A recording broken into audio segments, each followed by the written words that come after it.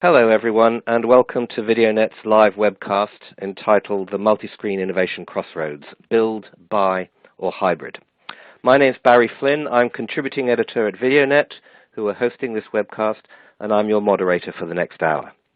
The idea behind this webcast is that the TV sector is now approaching the end of the first phase of the multiscreen era, in which connected screens and OTT created unprecedented threats and opportunities for traditional TV companies. In that phase, the disruption caused justified high-budget multi-screen service launches in order to achieve defensive and offensive business goals. But as the multi-screen market matures and enters its second phase, where multi-screen becomes business as usual, board-level priorities are changing and budgets may never be so generous again.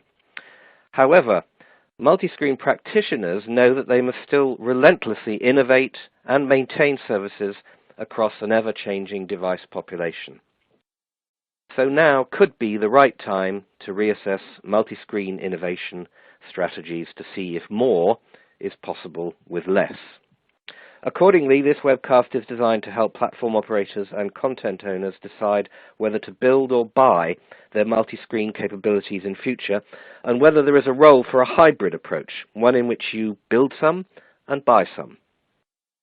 So that's the theme. Here to help us navigate our way through it are three distinguished speakers who eat, sleep, and breathe multi-screen video. Four speakers, and are intimately acquainted with the intricacies of multi-screen budgets and how best to manage and spend them. They are Fernando Garcia Calvo, Head of TV Products at Telefónica's Global Video Unit, based at their headquarters in Madrid. Sebastian Edrera, who is Digital Media Senior Director for Latin America, A&E Television Networks in Argentina. Michael Lantz, CEO of video experience pioneer Axedo, based in Stockholm, and Igor Macaubas, Product Manager, online video platform at Globo TV in Brazil. Together, we'll be dividing up this complex topic into three main sections. In the first, we'll look at the multi-screen market and how it is changing today. In the second, we'll ask what the current innovation models are in the multi-screen sector and which new ones are beginning to emerge. And lastly, we'll examine decision-making around the management of evolving multi-screen offerings and some emerging approaches. Before we kick off, a little bit of explanation about how you, the audience, can get involved in this webcast and the poll get involved in this webcast. Once logged in to the webcast portal, you will see that you can ask questions through a sort of chat facility. We very much encourage you to use this, but please do remember to keep your questions short. If nothing else, it's easier for us to display and read them at this end. I'll store up these audience questions and direct them at our panelists at the end of each of the three sections of this webcast. So, without further ado, let's begin at the beginning with section one, the multi-screen market. The first question I thought I'd ask all of you really is do you buy the thesis that we're now entering a more mature multi-screen market phase in which the disruptive threat from OTT has to some extent receded? And if so, how is that impacting multi-screen budgets and the urgency for new service launches or updates? Do you all buy the thesis that we're now in second phase? Well, hi everybody. Sebastian from A&E. I buy the thesis. I think we thought that it was it was going to be more accelerated, but it is not being that fast. And yes, well, we have less budget as a TV channel or a group of channels. We have less budget to invest in new solutions or to buy or to build. Then I guess we will talk about that. But But yes, this is right. Okay.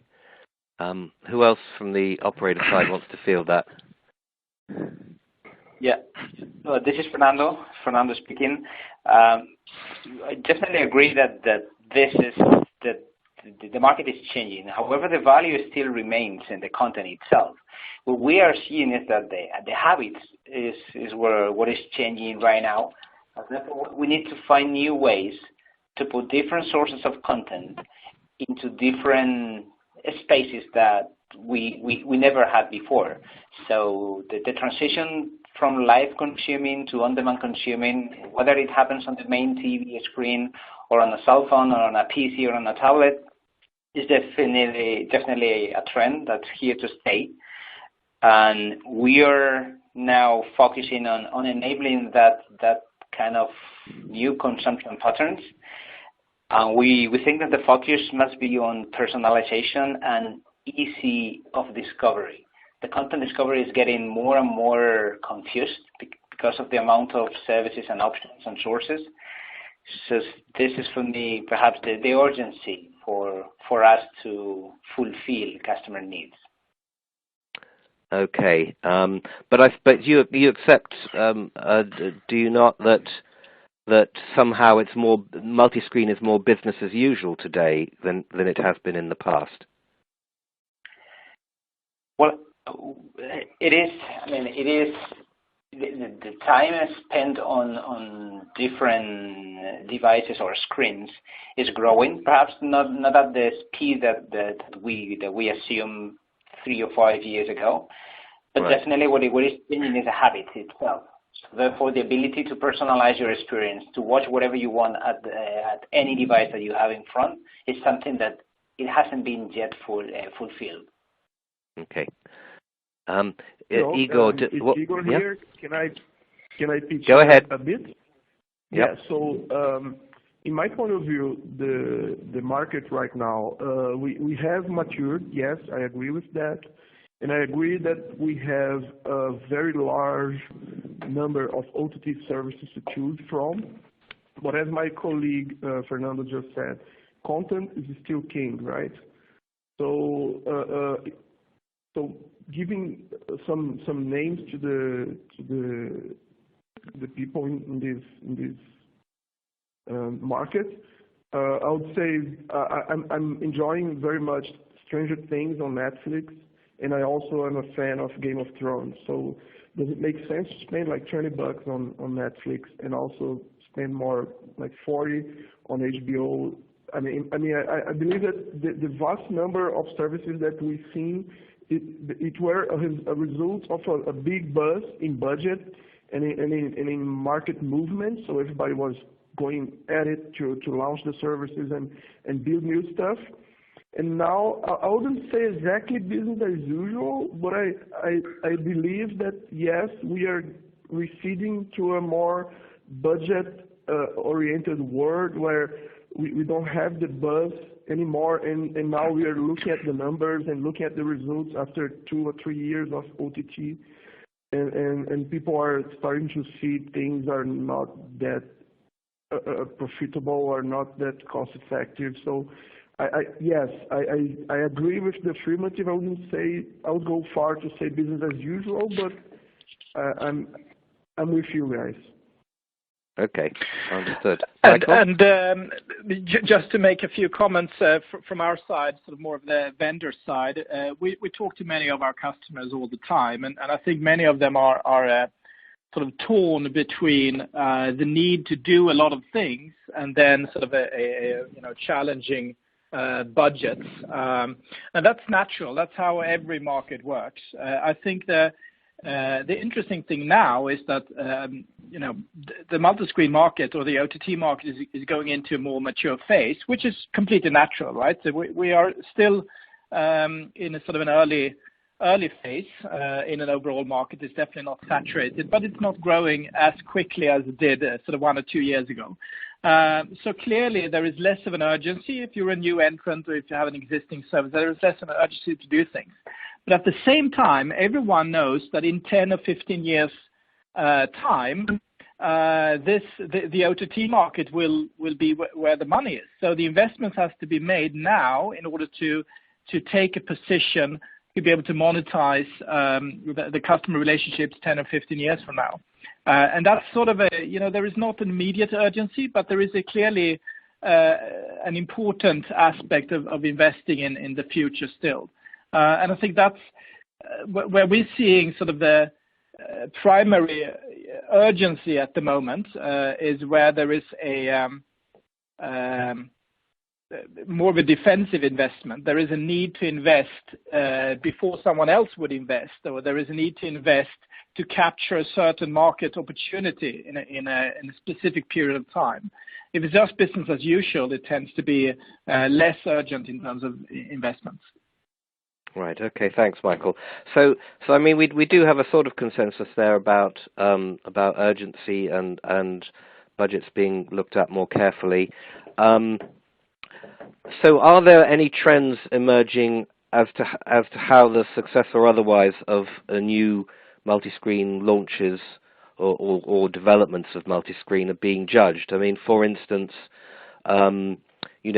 is customer retention and acquisition, for instance, becoming more important than profitability, or are all eyes on the bottom line?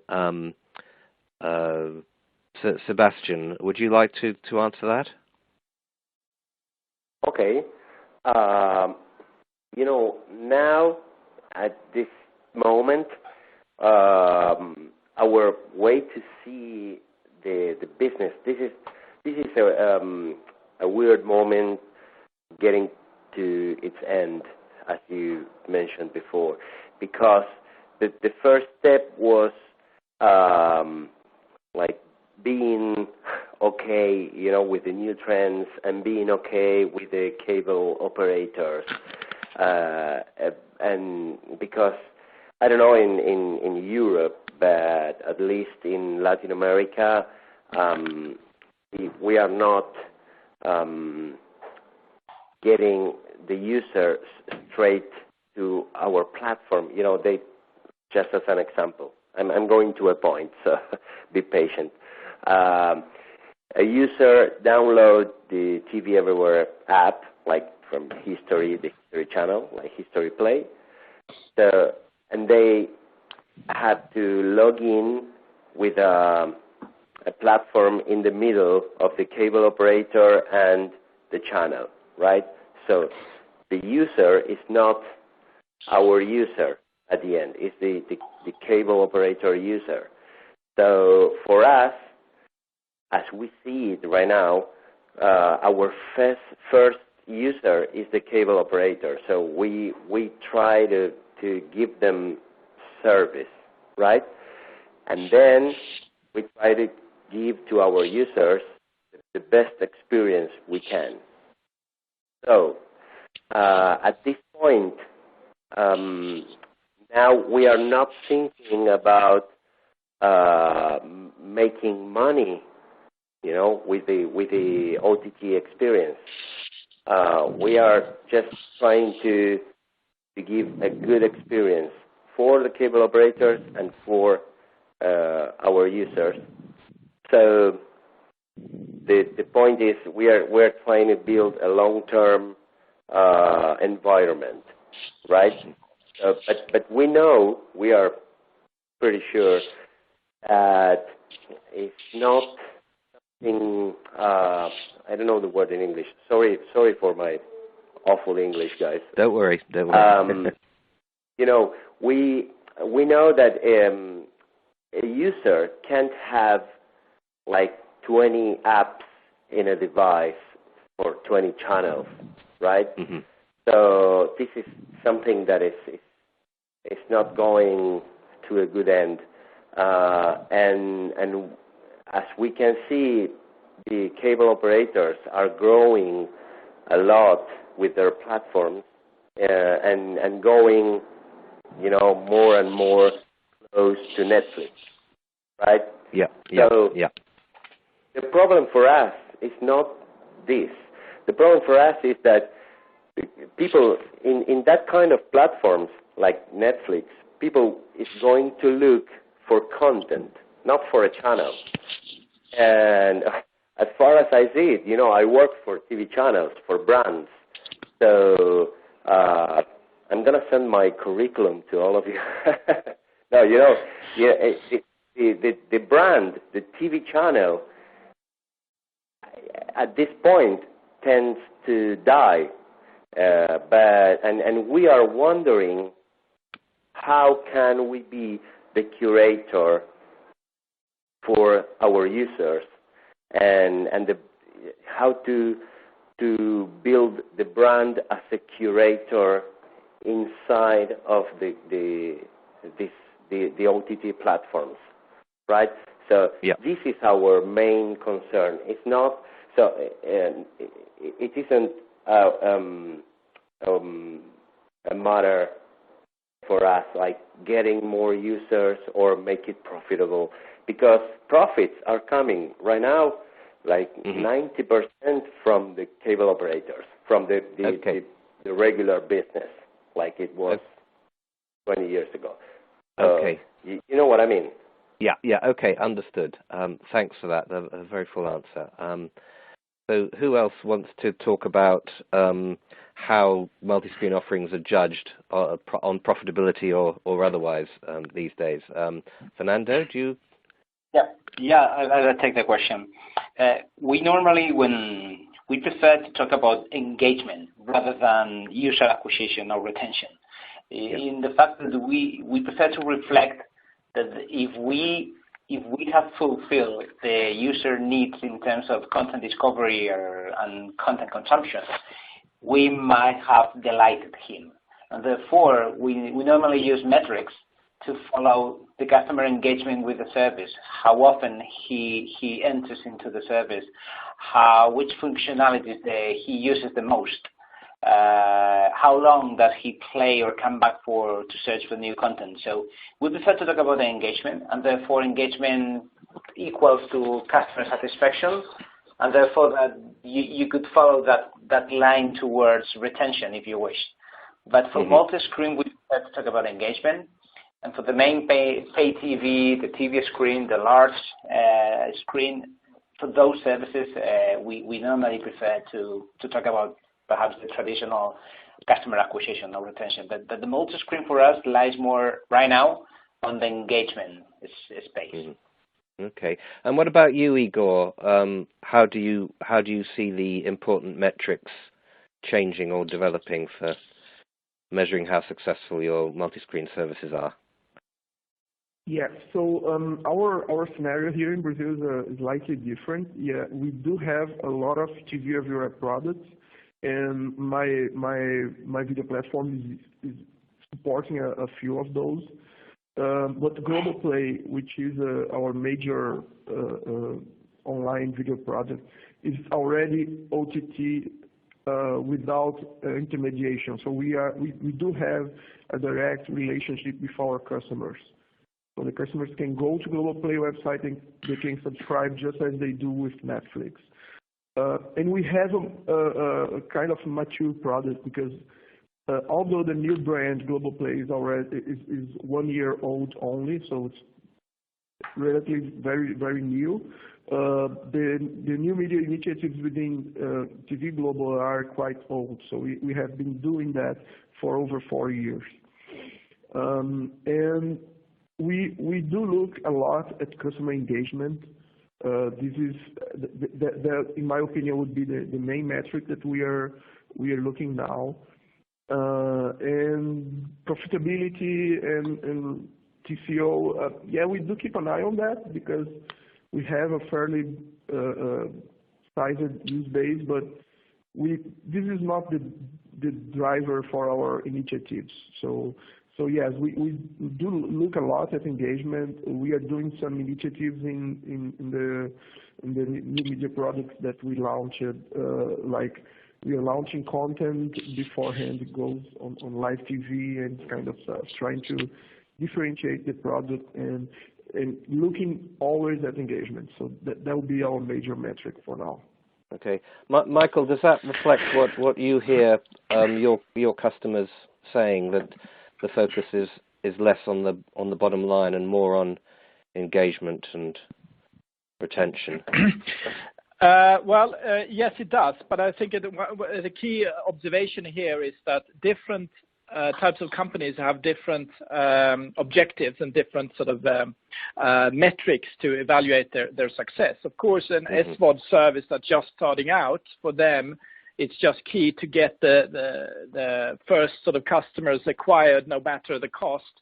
And for a TV Everywhere service like A&E, it's about protecting an existing revenue stream and the relationship with the cable operators. And of course, the behavior has to be different in those situations.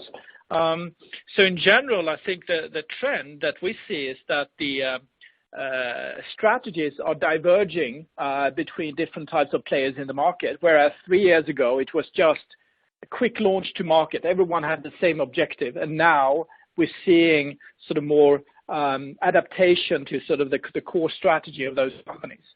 And in some cases, there is an urgency and a quick launch and a lot of budgets. In some cases, there is more of a defensive strategy. Right. Okay. Interesting. So, the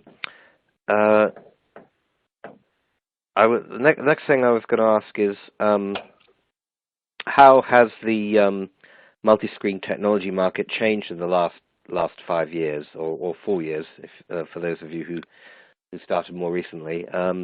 Has it become more or less complex, and are multi-screen costs rising? And if so, why? So from the technology point of view, maybe Michael, we can start with you on that one, since since you're a technology vendor, as it were, and then hear whether the people who buy your services agree or not. Well, in general, I would say that it hasn't. It's just as complex as it was 4 or 5 years ago. I think the main difference is, of course, that the skill set to address that complexity is wider. There are just more people in the world that would have the knowledge to address the complexities. What I find is fascinating with this industry is, of course, that the complexity is the same, but it's not, it's the same level of complexity, but it's not the same complexity. There are all these changes all the time, whether it's new devices or whether it's new formats or new streaming requirements or whatever. So the changes over time is really what makes this so complex. So whatever you do now, you know that you need to redo the investment 3 or 4 years in the future. What I think in terms of the costs, they would definitely sort of, to do the same thing now compared to 3 or 4 years ago is definitely cheaper. But on the other hand, the basic level of what you need to do now is much, much higher. The consumer expectations are so much higher. So if you launch a brand new multi-screen OTT service now, you will need to, be better than what was state of the art 3 or 4 years ago. So in that context, you just sort of have to spend money on more things now than you had to do 3 or 4 years from now. Understood. How do you see it from your end, Fernando, for instance? Are the multi-screen costs rising? Yes, it is, because the complexity hasn't disappeared or hasn't lowered.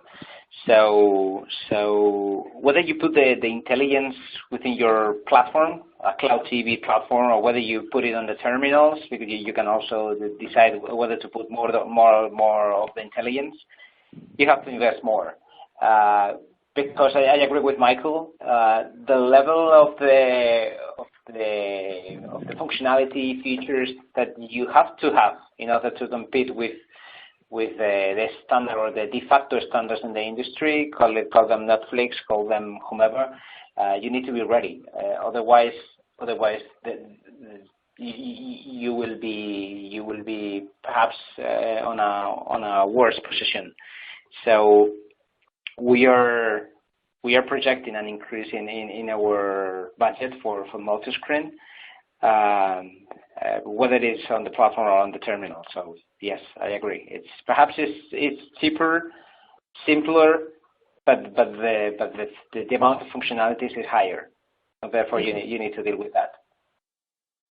Okay. And let me see, Igor, what's your perspective on this? Yes, of course. So my perspective is that the complexity is growing even larger every day that passes. So if you consider just the TVs, the landscape is very fragmented.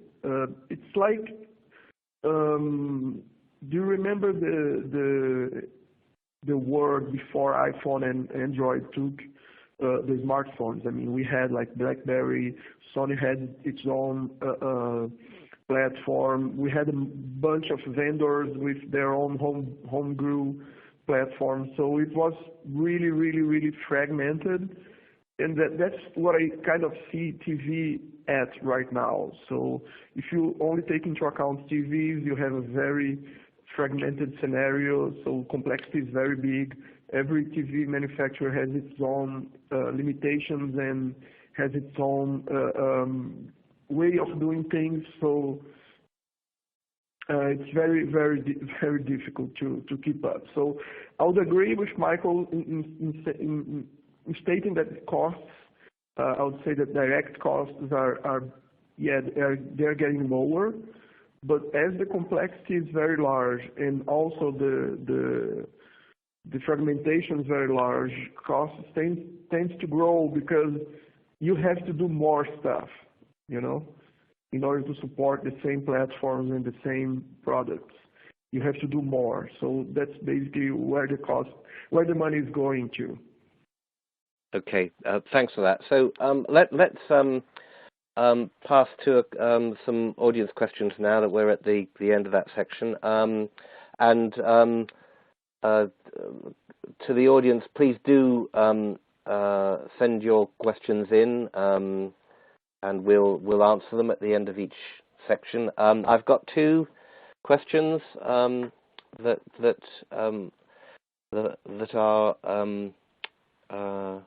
are in already. One is from Sebastian at Dolby Labs, who asks, what kind of personalization do you think about when you mention the two axes are personalization and content discovery? I think that was your comment, Sebastian, that was being referred to there. What kind of personalization? I think it was mine. Yeah. It was mine. It was Fernando. I'll take this question. Yeah. So regarding the recommendation, this is a huge topic, and perhaps it's too broad to talk here in just this webinar. But we are considering mainly two different types of recommendations. One is the close to collaborative filtering. So depending on your profile and your habits or your appealingness, we try to characterize the different users and therefore suggest content that is related to your preferences.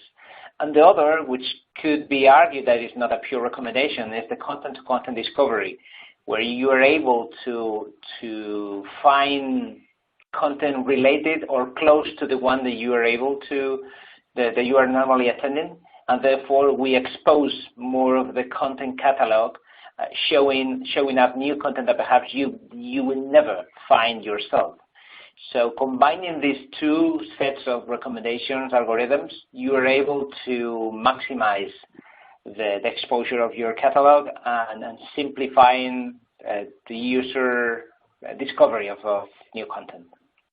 Okay, thanks for that. And a quick one before we move to section 2 from Sami Garez at Intraway.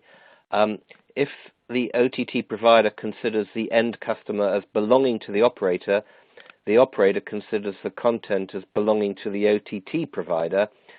As an end customer, who do I call if my movie keeps buffering? Okay. So which one of you has been in that situation? Igor? Yes, I can pitch in here. So yes, I'll talk about the particular case here with GlobalSat Play, which is a TV everywhere product that Grupo Globo owns. So basically, short answer to this question is you call us. You don't call your pay TV company. And usually the first level of this kind of customer care is done by us. We also do have integration with the customer care of the network operation. So in the bottom line, you can call either and you get an answer. But if you want to cut waiting times and if you want to cut get to the chase and talk to whoever is responsible for the service, you should call whoever is providing the service, not the intermediate, because on this scenario, the cable operator is just the authentication layer, right? Authentication and authorization layer, because the content is actually delivered by us, and the user uses our app, and the operator is just a gateway. I mean, it's just the way of having access, granted legit access to the content. So. Okay. Great. Thanks for answering that. So we'll move on to question 2 now, and any questions that are still outstanding, we'll deal with later in the webinar. So we're talking about future innovation models. The primary multi-screen innovation models to date have been buy or build. So what are the pros and cons of these two approaches, and are there any trends in the adoption of the two models, buy or build?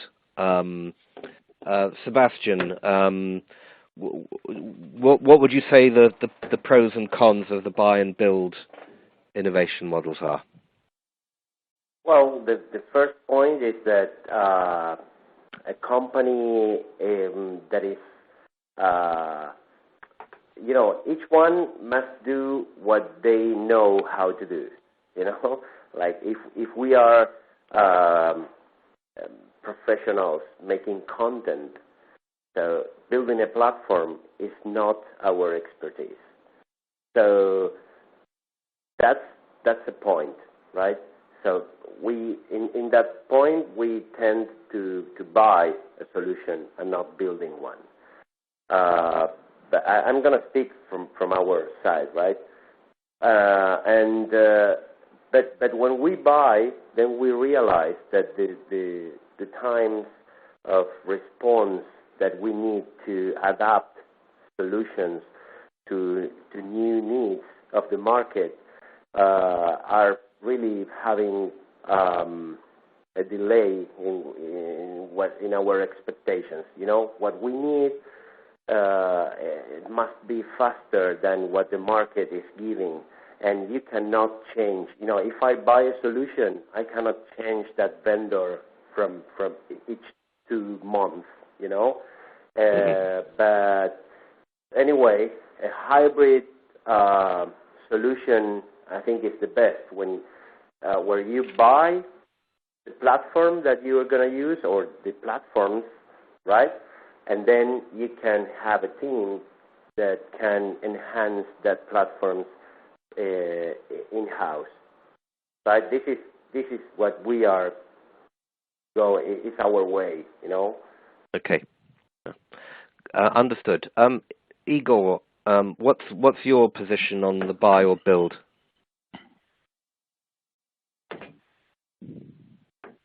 Yeah. So here, my point of view here is that if you are buying a solution as a whole, you get a lot of time to market, right? Because you're buying essentially something that has already been built, and you can lose control over the solution. This is the main threat, in my opinion. I agree, Sebastian, saying that we are mainly content producers, and we are not like experts in technology and and platforms. But I really do believe that it has to change if you want to keep being relevant, because since the distribution of our contents, not relying over cable networks or broadcast and radio waves, we have to embrace the new distribution model, and we have to integrate that into our workflow. So the main threat in buying is losing control. The main threat in building, I would say, is losing control of expenses, because it can be really, really expensive to build something from scratch. And we had a couple of industry examples in the past, the companies that started with a build approach, they failed miserably, and then they went to buy. But I believe that, and I might be anticipating myself, I believe that you should try to establish a middle ground between build and buy. So something somewhere in the middle between those 2 points might be the best place to be. Mm-hmm. So you can keep some control, and you can take advantage of the time to market when implementing new things. Okay, Michael, it sounds as if hybrid, or at least expressed as somewhere between build and buy, is quite popular here. What's your vendor view of what the trends are? So I think that there is you can interpret the build versus buy in 2 ways. So one is, I think, build in terms of doing it internally, and then buy doing it externally. The other way of interpreting this is essentially buying something off the shelf, or allowing sort of a vendor to build something for you based on your requirements. And I think what we have seen from our perspective is that a couple of years ago, most of our customers were asking us to build everything based on their requirements, which would be quite an expensive exercise, because there were all these requirements and specific designs and software that has to be created and owned by the customers and so on. Whereas now we're seeing a shift towards sort of more buying off the shelf. And what is interesting is then that there may be a requirement for many customers to say that, well, we would like to have something, buying off the shelf, but we would like to buy off the shelf and then make a few adaptations because we have these specific requirements. But for these other requirements, we can live with the off-the-shelf version. And I think that's the current trend we're seeing with a hybrid version, where it is actually sort of a buy solution, but you're adding your own flavors on top of that. And I think that's where we as a vendor have been innovating quite a lot to allow customers to make more adaptations of sort of an off-the-shelf solution that has been possible in the past. Okay, so another question: are there any multi-screen service functions that have been overhyped and which can now be dumped? Were there some things, I guess I'm asking, that were quite popular and flavor of the month back in phase 1, which people realize aren't worth having anymore and could be got rid of? Let me see. Fernando, do you think there are some service functions that we just don't need anymore, that are not worth the money? That's a good question. In fact, this is something that we are trying to find out ourselves. What we are assuming is that perhaps we're putting a lot of functionality in front of our users, and not many of them have the appetite to test them. So one of the things that we've been doing internally is trying to characterize the attitude towards the technology when using entertainment or television services, whether on a cell phone, on tablet, PC, or TV. And we are starting to find out different behaviors and therefore trying to clusterize or segment our customer base by using these attitudes towards the technologies. For instance, if you try to change the habits of an old man or an old woman that has been used to switch the TV channel just by zapping, channel up, channel down, and you expect them to discover that they can enjoy now editorial recommendations or VOD sections or recommendations, it's almost impossible to make that happen.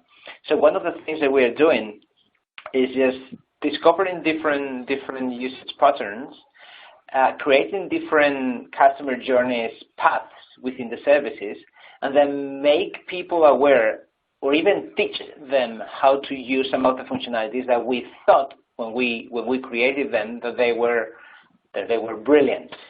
So rather than removing some of the features that we think that are not being used, we prefer to see it from the opposite corner. We prefer to think that we need to put a lot of effort in teaching our customers the new ways of discovering, enjoying, or consuming content. So we are concentrating our efforts in that because we definitely think that things like companion scenarios when you are combining or coupling your smartphone with the television to promote discovery or to send content to the TV, those scenarios really make sense. Perhaps we were implementing them too early because they were technically feasible, but I think they do make sense.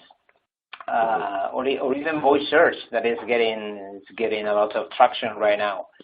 So the problem that we are facing is that all of us in the middle of this TV industry, we think that those are brilliant functionalities, but the real customers are quite different to our minds.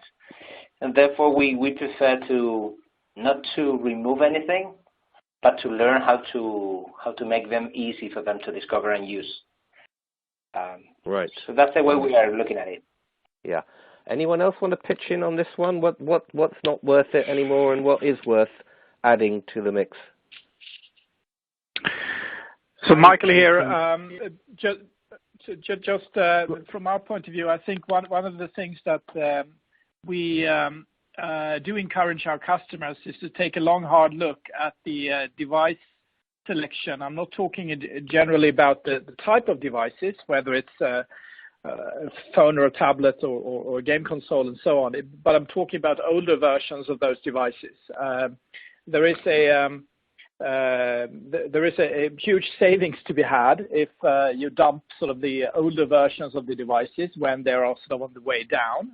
And of course, there may be some upset customers, but that's probably a better deprioritization than dumping functionality, which to Fernando's point, this is something that customers will take for granted in a year or two, even if they're seen as innovations now. Right, thanks, Michael. Okay, so we're sort of at the end of section 2. We've got some more questions in. So one from Dek Ahmed from CBC. Can someone touch a bit more on multi-screen delivery technology? Well, that arose in a context on, I guess, when we talked about whether the multi-screen technology market had changed in the last year. I think Dek wants to know a bit more of what's actually involved. I mean, this is an enormous question, but Michael, maybe you can try and sum up a bit about the multi-screen delivery technology that you need to squeeze out of your budget. Well, to your point, I actually think that's more or less impossible to make a relevant answer at this event. So I'd encourage DEC to reach out to me and to us, and we'll be happy to have a session about that. Sure. Okay. Yes. By the way, these questions will stay online for us, and we can deliver them to particular people after the session has ended. So I'll turn to the next question from Ed Sylvester at the Perform Group, whose question is: a speaker said the TV brand dies and that users look for content. Do you think there will ever be a model where content recommendation engines broker between content owners, and I guess that means arbitrate between content owners and present the content agnostic of the platform? I think that means that the recommendation engine would make the decision regardless of the platform. Yes, I'm talking about curation, right? Yeah. The recommendation engine could be your curator, right? Like you have an Apple TV, and now maybe Apple will develop some engine that will recommend you content from all your services inside that you paid for or whatever. Or Netflix has its own recommendation engine, or Telefonica or whatever, any platform will have one. But the figure of the curator will be, in our point of view, the way to preserve the brand relevance. A brand will know, you will know as a user, will know your way to think, and will give you content. Not only give you or show you where's the content, will also produce content for you. That's being a curator. It's not only taking everything, it's just producing this that is only for you, is made for you. So that's the way we think that the brand will not die, right? But if we let the content living in every platform, like people will go to see The Walking Dead, not The Walking Dead from Fox, right? So this is the way we see this, and the main issue for us right now. Okay, thanks for that.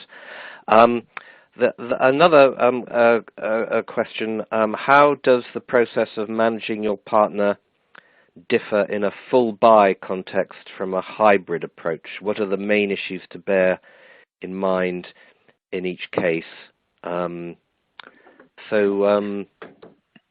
Michael, maybe you could address that one?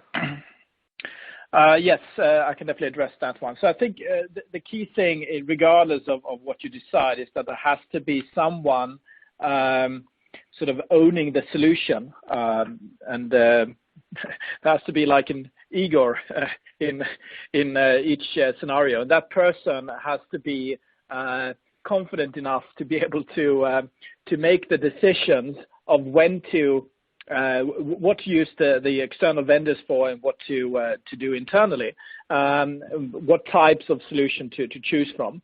And of course, if you go with a full buy solution, so let's say that the board of a company would decide to essentially tell a vendor to take care of the entire service. That solution ownership would then have to be with the vendor, and that can be dangerous. So I'd encourage everyone who's considering that to make sure that you have a vendor you trust of making sort of the right business decisions in order to go for a full buy solution, because you need to have that sort of solution owner that can really sort of challenge everyone's gut feelings and make a proper analysis instead of just sort of going with the first thing that comes to mind. Okay, thanks for that, Michael. So we're now going to turn to section 3, and I have a couple of questions here for our presenters and speakers. One is, this section is about decision making and processes. So one is about what do the board, business development, product management, and tech teams want from Multiscreen today, and can their ambitions always be aligned, which is a question that sort of presupposes that maybe they're not. Sebastian, what's your view on board, business dev, product management, and tech teams? Do they want different things from Multiscreen, and is it a problem aligning them or not? Yeah, well, the board will always want money, profits, and the rest of the team will want to, marketing, because every area is involved in this ecosystem, and that's what is making it very difficult. To make one decision, it takes like a lot of emails, calls, and meetings, and the point is that the board is willing to get profits from the Multiscreen ecosystem, and ad sales knows that the money coming from the pre-rolls or mid-rolls is not. It's a very, very, very little percentage of incomes from what is coming from TV, and us from the technology and marketing side, we want to give the user the best experience that we can. This is our focus right now, because we know that it's not going to be profitable in the short term, and we are every day, trying to convince the board that money is not going to come in the short term from the OTT ecosystem. Mm-hmm. So Igor, I mean, on the assumption that you agree that different sections of the team want different things from Multiscreen, can their ambitions be aligned, or have you come across this issue yourself? Yes. Well, the endeavor of building an OTT product is quite large, right? So it's quite hard to get the ambitions always aligned. This is a dream. This is an utopia, and it's not always possible. As Sebastian said, the board usually is more money-oriented, not necessarily profits, but usually looking at the investment bottom line, OPEX bottom line, this kind of stuff. The product management people, they want things, and I put myself into this category as well. They want things out, and they want things out fast, right? So I wanna roll out a new feature, and I want it to be available on all devices, on all screens, and I wanna have UI consistency and this kind of stuff. And the tech teams, they are always struggling with fragmentation on the other hand. So they dream with less fragmented world. That's what I would say happens, and it's quite difficult to keep things aligned, because sometimes you have to do something for the sake of the tech teams and make things more sane in terms of compatibility across devices. Sometimes you have to look at the money and say, okay, we have to do something differently here to accommodate the budget that the board addressed to us. And sometimes you have to put your feet down and say, okay, we are going to do this on all all screens and all devices. This is always a very hard war to manage. Okay, thanks for that. Another question. On the assumption that budgets are constrained or are more constrained, does the decision-making culture change? Do different stakeholders need to be involved in innovation planning if this happens?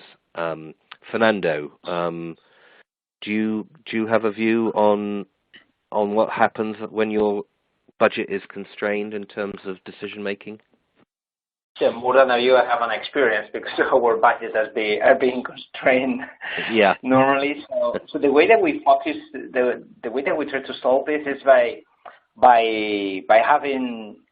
reducing the risk with early testing, with customer interviews, or even prototyping things before we get into deep designs or development. So we are following the design thinking methodology, and therefore we take very seriously the feedback that we are gathering from our users. And therefore we prefer to show to define very quickly the customer insights that we are trying to fulfill, then build very quickly prototypes, test, show up internally within our company the things that we plan to do and how it seems that we are solving things or we have to discard things. And then after that, we put the entire engine into work, and then we get into the agile processing, et cetera, et cetera. So we normally are reducing the risk from the very beginning. And we prefer to do this so that's trying to focus on what is really meaningful for the users. And this is the way that we've been working for the last 5 years, and always having budget constraints. And it seems that it's likely we are changing the culture internally. I hope so, but it takes time. We need to educate internally, but having people's opinion here really makes a difference. Great. Okay. And from the vendor point of view, Michael, what do you see happening with your customers when the budgets are constrained, as they are in Fernando's case? Well, I think that when I hear about sort of constrained budgets and so on, I think that what is important is that the higher up in an organization you come, the more focus there is on the absolute budget requirements. So I think it has to be lower in the organization that we need to discuss the cost of various requirements, the cost of running a service, because it's obviously you can run a service at a very low cost if you go with a certain substandard requirements, and then if you go with very, very bespoke requirements, the cost can go through the roof. Of course, everyone knows that Netflix has thousands of engineers, and of course you can make all of those busy if you want to. So I think it's about every budget can be sort of satisfied if you just sort of figure out which requirements are truly prioritized and which are less so. And that's where I think some organizations are less mature on how to sacrifice the more sort of costly requirements than other organizations. Okay, thanks very much, Michael. That pretty much brings us to the close of today's webinar. Thanks to all of you in the audience for putting questions to the speakers. Thank you to the four speakers for answering my questions and their questions. Special thanks to Fernando Garcia Calvo from Telefonica, from Sebastian Edrera from A&E Television Networks, Michael Lantz from Exedo, and Igor Macaubas from Globo TV. From them and from me to all of you, goodbye and thanks for tuning in. Bye-bye. Thank you. Goodbye, guys.